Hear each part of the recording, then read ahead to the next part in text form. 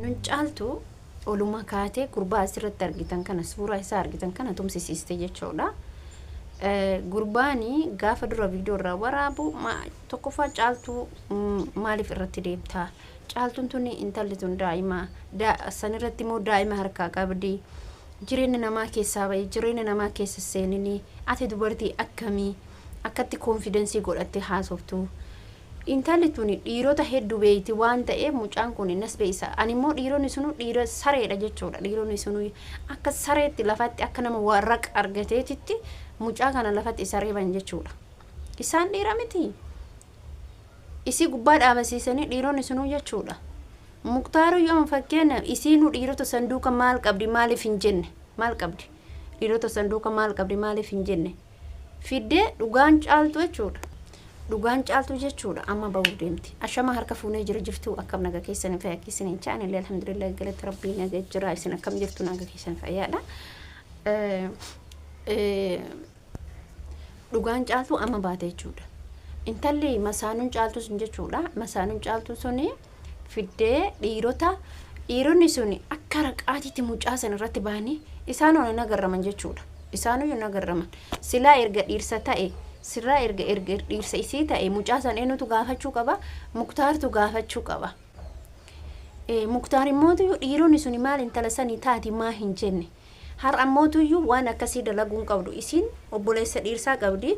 Gurbaan kun kakayrii yaade kadalage niitii nama dhiirsa namaatirraa gorii. Gurbaan kun ilmoo qaba jireenya namaa keessaa ba'i. Erga dhiirsi duraa si dide dhiirsi isii ka duraa erga si dide dhiirsa namaa keessaa ba'i jedhan. Mucaa harka cabsan jechuudha. Indoon isii miti jechuudha. Isii miti ani kana garrame. Dhiironni suni isaan rakka wayii argatammoo maalinnati mucaa san akkasii tuman. Hedduu takka garaa nama nyaata. Wallahi garaa nama nyaata jechuudha. Gaafa mucaa akka sareetti irratti ba'anii akka raqaati raqa namni sareen fakkeenyaaf raqa hoo argatte akkasitti irratti duuti mucaa miskiina jechuudha. Hedduu takkatti miskiina mucaa dhugaa rabbii dubbachuuf. Inni gara dadhabeetiin isa dhiisati isaa isii beeku dhiisati nuti namni caaltuu qaaman arginee hin beekne. Namni caaltuu ijaan argee hin beekne mucaa saniif jechaa jira. Garaa isii nyaataa jira. Maaliif garuu?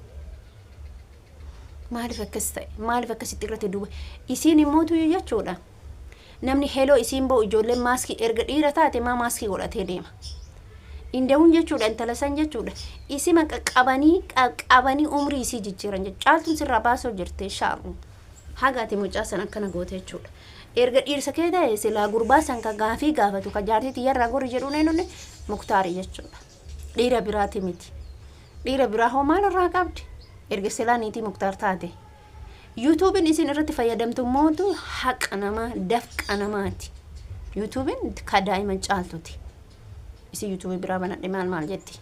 Ani YouTube dantaatti isin immoo go kanattu argiteetiin dubartiin dhiira namarraa fudhatte. Ani YouTube dantaatti caaltuudha immoo ani YouTube dantaatti qabu YouTubetti hajaan qabu YouTube haaraa banadhe ifaajee keetii bara isin galii irraa argatti teettee dhuftee galii irraa argatti. Ati akkamitti wallaalta? Akkamitti fakkeenya YouTube daa'ima keetii si harka jira harkan jiru durumarraayu bar YouTube si harkan jiru durumarraayu situ irratti dalaga malee galii nama biraati akka galchuu beek guddichuma kana isa harka saab godhuuf deeman caaltu amallee taanan caaltuun jechuudha balleessan isin qabdu abbaa manaa isi deeffatu qabdi namitti sanirraa kutuu qabdi hundee isi hiddatti irraa kutuu qabdi gurbaa kanan jechuudha maaliif fayyaalummaa keessa agartee ganda teettee mootu oduu odeessiti ututu gaafsan arguu baatte isiin akkasuma bakka seentu hundatti bakka rajjaa dhuyidu hundatti waa'ee makee haasofti. Kanaaf jechuudha dubartiin dhiira namarraa fudhattu guyyaa adiidhaan. Dubartoonni isin mootu shamarran dhiirsa keessanitti firoomtu. Shamarran dhiirsa keessan saahiba taatu hin fedhina. Jireenyi isin diigamaa jira. Hin fayyaalummaa moo bakka jaarsatis fayyaalummaan hin jirtu. Jaarsi kiyya fayyaalessa jaarsa kiyya hin amana. Jaarsi kiyya akkanaatiin hin jiru. Hin jiru abadan. Fayyaalummaa dhiisi qaroom. Abbaa manaa keetiif jechuudha. Gaafa qaroomte mootu inni gaafin xit goote eessa oolte eessa bulta. Bar sa'aatii qaba namni hunduu bakka hojii yoo qabaate bakka hojii oola. Bakki ne olee akka daa'ima handaaraa taa'ee wannoo muuxatu hin jiru. immoo ijoollee taana tarii bittee fiddee ta'a malee hin beekamu. Dhiira kana dhiira mallaqaan bitamtu malee dhiira hiriyyummaan dhuftee dubartii namaa tumtuu miti. Dhiira akka waraabessaatitti fuula haguuggatanii jechuudha. Akka waraabessaatitti. Gurbaan yommuu kophaa jira malee odoo fuula isaanii sanirraa fuudhee nama isa beeku beeka. Namni ijji gurbaa san tume nama gurbaa san beeku. Bakki inni galu beekan, sa'aatii inni bahu beekan, sa'aatii inni galu beekan. Isin galee kanaafi garuu dhiirotiin kennallee sareen akka isaanii jirtu wallaahi laze ani hin araarsinaa dhiisanii irraa gorii niitii namaatti dhirsa namaatti dhiisanii gara mucaa karaqaatitti itti fiiganii isa tuman jechuudha. Baay'ee kana na nyaate gurbichi dhugaa rabbii dubbachuuf maaliif hin barbaachisu dhiirti akkatti nama tumuu qabdu. Otoo waa isii godhe otoo isii niitiin nama erga'anii isiin kun jaalalleen kiyya duraanii na diidee na jibbee na duraan deeme waa hedduu wajji ta'ee kana of harkaan baasu jette jechuudha. Kan of harkaan baasu jette.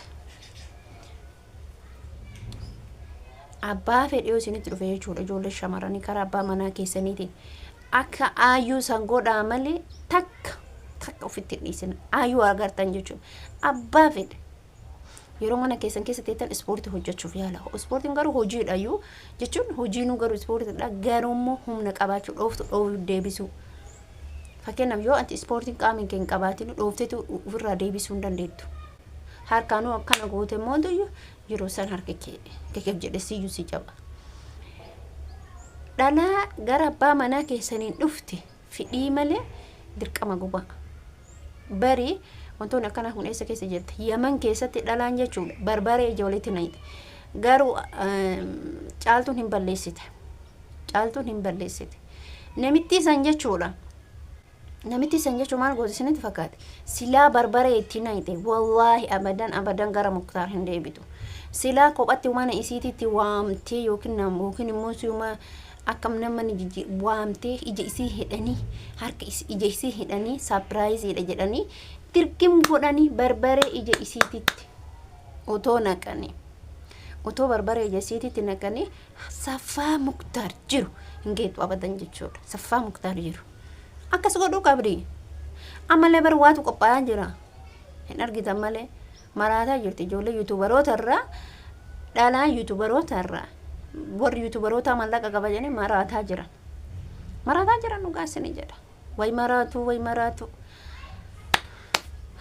kana isinin jechuu barbaada hordoftoota kabajamtoota kiyyaa. Garuu wantoota akkana dhiira irratti akka raqaatti saretitti irratti dooddeetuun hedduu nama gaddisiisa. Safuudha kun immoo tuyyuu wallaahi dhalaaf jedhanii immoo dhisiitan yookiin wajjin jiraatu immoo tuyyuu jechuudhaan hin beekamu. Garuu immoo mucaa miskiina sana keessatti baay'ee onnee nama cabsa.